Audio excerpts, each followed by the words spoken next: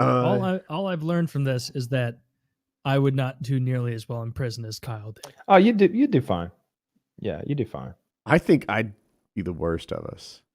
Because I feel like where Kyle's success came from, a lot of it was the social thing, you know? Like, if I approach someone to give them my radio, I feel like I'd do it wrong, possibly. I mean, I'm not socially retarded, but like, Kyle's a 1%er in that regard. And that's what it takes to get by in prison. I think I was in kind of a unique situation for a lot of reasons. Just looking like I do and being my age and being there for the 2 months and everything. And having the guards come by and be all super friendly with me. There were a lot of compounding factors that I think made things a little bit more stressful for me that maybe they wouldn't for particularly Taylor. You'd have probably been playing flag football out there or something like that. They had flag football? Yeah. They had hell yeah, dude. They had teams and everything. Yeah. Another thing that might help me, based on the prison videos I see, like if you're over 40, you can kind of opt to just not be in the game. Like the whole toughness thing, like people just like, yeah, he's not a player. Well, I could be that guy, maybe. I don't know. It didn't work out for fucking Gary or whatever. Was that his name, Gary? Who was the guy who was like, I'm here washing my clothes. Here's my celly about to wake up. Oh, Greg. The guy who just talks to himself all the time. No one mess with him. He has like an ongoing, what do you call it? He's like narrating his own life. 25-year-old Greg might have got beat up for that.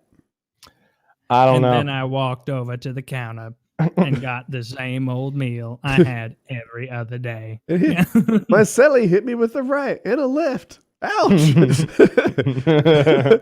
Celly whooping my ass good now. Yes, he is. Greg woke up on the wrong side of the bed today. He ain't gonna be able to sleep tonight though, cause Celly whooping his ass, stomping a mud hole in it. Yes, sirree. I'll be eating soup for a week now. I wish Celly would stop. My man be about to figure out that I've got hep C. Yeah. That'd be great. Joke's on you, Weto. Yeah, Greg was okay. Like he and I had we both like to eat tuna occasionally, and I like to make like yeah, that was it. We've got that whole tuna salad connection, right, Greg? Tuna connection. So you'll hide this shank up your ass when Greg and I both breathe oxygen and exhaled carbon dioxide. Dude, the tuna and the mac thing surprises me. I would have imagined like beef jerky being a huge player. You can't get beef jerky? No. Slim Jims. Why? Oh, that's like beef logs, turkey logs. Oh, turkey logs aren't bad. It's Slim Jims, not that beef big. jerky? It's that big around and about that long, and people chop it up and throw it into their like soups and like bowls of like junk and microwave it up. So they got some meat in there. I saw Greg 2 nights ago making this bowl, and he was taking a Slim Jim and biting off nibbles of it and spitting it in the bowl. Nobody would give him a knife. That's horrific. Nobody told him where the knives were. And he saw me chopping up a pickle, making relish. Like I get those whole pickles that come in like little plastic pouch, and I'm chopping the whole pillow up. The hot mamas, yeah. I'm chopping the pickle up, and I'm looking around for guards the whole time because I've got a fucking knife in my hand, and I'm just all right. Get this shit fucking chopped up real quick. And I'm chopping it like a professional, like first lengthwise and then down the other way. So I get these little cubes. He's like, Silly got him a knife. What's Silly doing with that knife? And I'm like, shut the fuck up, Greg. I'm making relish. Shut the fuck up, Greg. Is he like projecting? He's like, ooh, Silly got that knife. Oh, Silly wants me to quiet down about contraband. Silly don't want nobody to know he got a knife. Got a shank in the Silly. She got a shank in his cube. Oh, Mr. Myers here. Number 197012. Silly don't know I've got a neurological disorder, which means I have to dictate everything I do. Got a brain tumor pressing on on my cerebellum. Yes, I do. Yes, I do. Size of a golf ball. Chop it up. Sally got the blade. Sally got the blade. Shut the fuck up. I'm gonna stick you. I lose more and more of my memories by the day. It's depressing, but you got to forge ahead. You know. Yeah, I'm just like, shut the fuck up, Greg. It's like, where'd you get the knife? I can't say, Greg. And somebody told me where it was. Where did they keep it? I can't say, Greg. It's not my knife. You got it? Can I borrow it? It ain't mine to give. It was so funny that like when you were saying, and I knew 2 of the 3 knife locations. Yeah. I was thinking like, fuck, like shanks, like damn it, like a sharpened toothbrush, and you're like, and we mostly used it for cutting up pickles into relish. Yeah. It wasn't for hurting people. It was for, right? If you wanted to hurt somebody, you put a lock in a sock. Oh, where do you get? We had padlocks. Oh, commissary. You can get a padlock out of the commissary. That's Everybody. That was one of the first things that I bought too. I got so paranoid the first week or 2 after the rape thing. I was so paranoid that somebody was going to be jealous of me being in there for 2 months, and they were going to plant drugs or contraband in my locker and like frame me so I would be in there for longer. And I was thinking like, I'm holding it together real well. I'm focused on getting out October 3rd. But if they were to give me another like 2 months, like I'll do it or whatever. But man, it's going to be disheartening if they tack on more time or to this thing. Like I'm focused on this end that I can see that's at the end of the tunnel. And if they tack on more, if I'd started with 4 months, I'm focused on 4 months from now. But I'd be okay with the goal line hurts. If they move the goal line halfway through the race, it's so disheartening. It's so discouraging. And so I was terrified that like they were going to hear that there was about to be like a search and they were going to hide their shit in my locker or intentionally like get me dirty, throw some weed or some synthetic marijuana, which was in there or put a pill or whatever. Spice was in there. Yeah.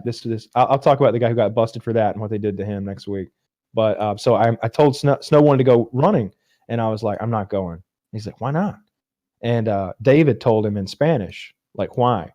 And he was like, oh, shit. Be right back. And he comes back with a padlock and a little notepad with a combination on it. Here you go.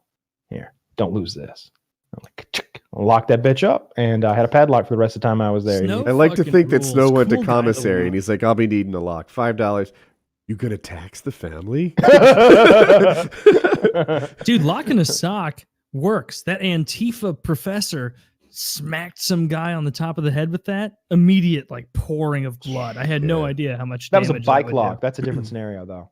Bike locks have like a cable attached to them and you plug the cable into the block. Mm-hmm. This is like, padlock with the like high school locker type thing.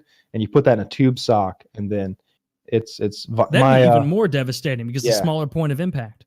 It's heavier. Yeah.